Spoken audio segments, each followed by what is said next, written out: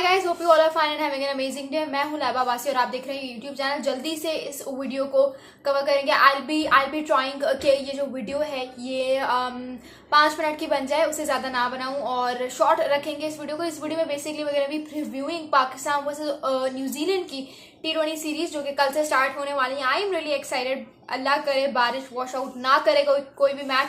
उसके अलावा I am so sorry, मैं कल के IPL के मैच का जो है वो रिव्यू अपलोड नहीं कर सकती बिकॉज आजकल हमारे लाहौर में लाइट के इश्यूज बहुत हुए हैं, तो उसकी वजह से ऊपर नीचे हो जाता है ग्राफ। लेकिन never mind, let's talk about the first of all थोड़ा सा गेम को अगर देख लूँ।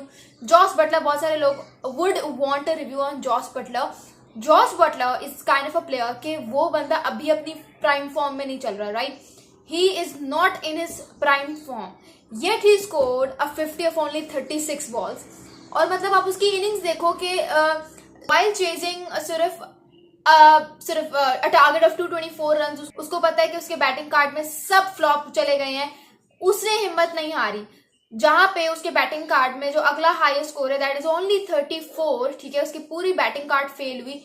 He did not give up and he ended up scoring 106 of only 60 balls, जिसमें उस बंदे ने 9 चौके और 6 छक्के झाड़ दिए। I mean what an innings। Jos the boss नहीं, जॉस द गोट कहूंगी मैं कि मतलब बटलर यार छा गया। कल के मैच में वो बंदा छा गया। पूरी बॉल्स में उसने अपनी टीम को ये टारगेट चेस करवाया 224 का, जो एब्सोल्युटली अमेजिंग। और कल का मैच बहुत मजे का था क्योंकि शाहरुख खान अपनी टीम को भी सपोर्ट करने आए थे, but unfortunately his team lost Calcutta night Riders.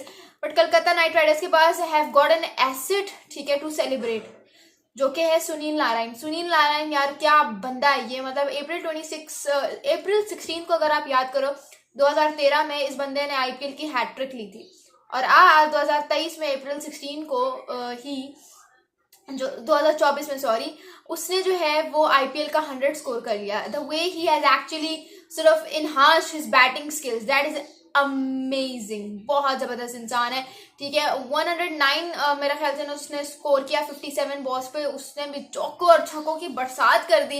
And what actually surprises me is के इतना स्कोर करके भी, इतना ब्रिलियंटली परफॉर्म करने के बावजूद ही इज वेरी काम, जैसे कुछ हुआ ही नहीं, जैसे कुछ किया ही नहीं। तो अगर अभी भी वेस्ट इंडीज उसको अपने स्क्वाड में नहीं लेता ना T20 वर्ल्ड कप के लिए, तो देयर इज समथिंग बहुत ज्यादा परेशान कुन वाली बात कि मतलब क्या पता नहीं हो रहा है उनके सेटअप में, उनके मैनेजमेंट में क्या इश्यूज हैं कि उन्होंने इस जैसे अगर प्लेयर पे जो है वो मिस आउट करते हैं, that too in Caribbean conditions, तो इससे बड़ा लॉस जो है ना वो वेस्ट इंडीज के लिए कोई भी नहीं हो सकता।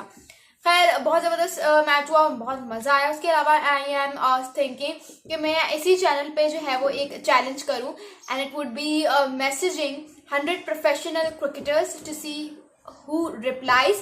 It's going to be fun। मैंने सोचा कि थोड़ा सा डिफरेंट जो है वो स्टाइल अडॉप्ट किया जाए। I hope you guys will like it, ठीक है। मुझे कमेंट्स में जरूर बताइएगा कि मैं करूं या ना करूं, ठीक है जी। अब बात करते हैं पाकिस्तान वर्सेस न्यूजीलैंड के प्रीव्यू के बारे में। भाई आपको भी पता है, मुझे भी पता है कि जो स्क्वाड अनाउंस हुआ था, मैंने इस पे एक प्रॉपर वीडियो बनाई थी कि मोहम्मद हारिस को आना चाहिए था, ठीक है, इस स्क्वाड में। पता नहीं बनाई या नहीं बनाई, मुझे ठीक से याद नहीं आ रहा, but as far as I am concern Mohammad Haris को स्क्वाड में जरूर होना चाहिए था। Could have rested Mohammad Rizwan, Iftikhar Ahmed या इवन फखर जमान, इन तीनों को आप रेस्ट भी करवा देते तो कोई ऐसा मसले की बात नहीं होती, क्योंकि आप न्यूजीलैंड की सीरीज D टीम आ रही है। एक एडम मिल और एक फिन एलन दोनों मिस आउट कर गए ड्यू टू इंजरी, तो उसकी वजह से ये दो बेस्ट प्लेयर्स थे उनके, वही चले गए, तो अब सीरीज D टीम ऑटोमेटिकली बन गई है।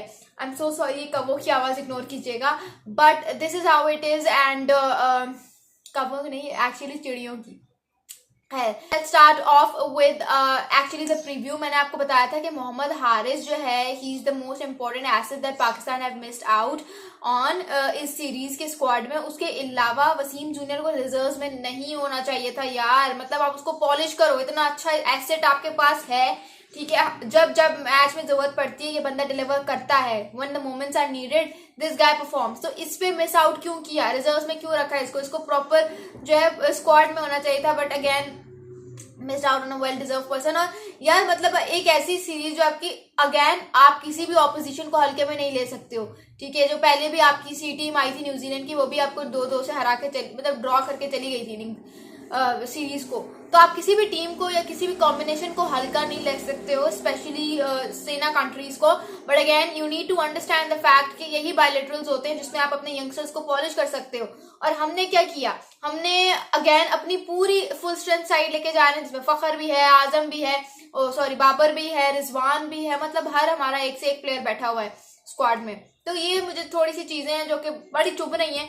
खैर अगेन टॉकिंग अबाउट कि मुझे ये लगता है कि पाकिस्तान की जो strike rotation policy, not strike rotation, जो रोटेशन पॉलिसी होगी जो पाकिस्तान अडॉप्ट कर रहा है इस सीरीज में, उसमें ये होना चाहिए कि भाई आप ज्यादा से ज्यादा यंगस्टर्स को चांसेस दो if you want to win the series. क्योंकि Michael Bracewell and Mark Chapman, these two are those players जो कि बहुत टफ कंपटीशन दे सकते हैं। ब्रेसवेल ने तो इंडिया में बहुत टफ कंपटीशन दिया था, और चैपमैन आपको अकेला मैचेस हरवा सकता है, क्योंकि जब वो मारने पे आता है तो ऐसा मारता है कि आप भूल जाते हो कि आप कौन हो बेसिकली।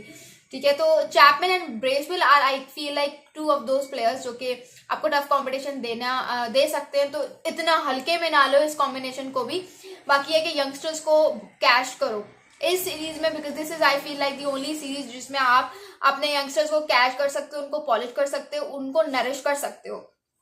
क्योंकि जो पाकिस्तान वर्सेस आयरलैंड की सीरीज होगी वो आप आयरलैंड में जाके खेलोगे, and Ireland is very good when they play in their own conditions. England की बात करें तो इंग्लैंड के साथ भी सीरीज टफ होंगी, तो उसमें आप अपनी फुल स्ट्रेंथ साइड खिलाओगे। उसके अलावा अगर आप बात करो माय प्लेइंग 11 की, well you also have to comment down your playing 11 के, कि आपको क्या लगता है कि फर्स्ट T20 के लिए हमारी प्लेइंग एक्सरसाइज क्या होनी चाहिए। आई फील लाइक कि इस सीरीज में ऑल्सो बाय द वे मुझे लगता है कि जिन प्लेयर्स पे हमें सबसे ज्यादा फोकस करना चाहिए वो है आजम खान, ठीक है, वो है उस्मान खान, और एक और है, I feel like it has to be Zaman Khan.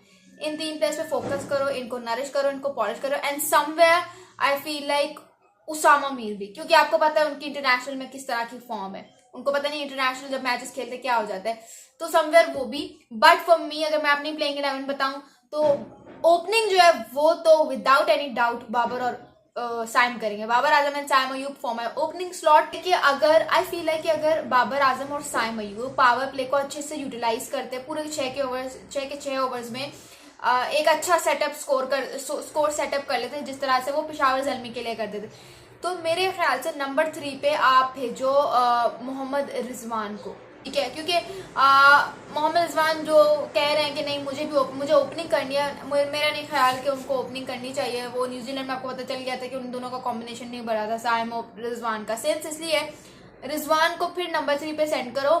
अगर तो बाबर आजम और साइम अयूब जो है वो ओपनिंग स्लॉट अपना अच्छे से निभाते हैं, पावर प्ले को अच्छे से यूटिलाइज करते हैं, तब उस केस में नंबर 3 पे मोहम्मद रिजवान है और नंबर 4 पे आजम उस्मान खान है।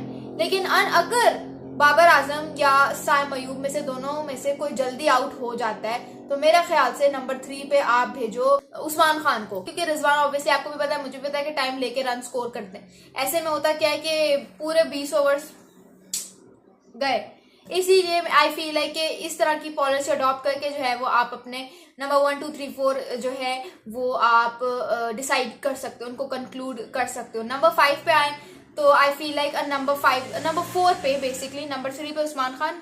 सॉरी प्लेइंग 11 को मैंने बहुत कंफ्यूज कर दिया, but playing now opening slot जो है बाबर और साइम को दे दो, नंबर 3 आप दे दो उस्मान खान को, नंबर 4 पे आप खिला लो शादाब खान को, नंबर 5 पे आप खिला लो इफ्तिखार अहमद को, नंबर 6 पे आप खिला लो आजम खान को, because Azam Khan is really good. I feel like from 6 to 15 overs का जो ये स्लॉट होता है वो आजम खान के लिए बेस्ट रहता है, क्योंकि 1 ओवर उनको चाहिए होता है अपने आप को सेटल डाउन करने के लिए।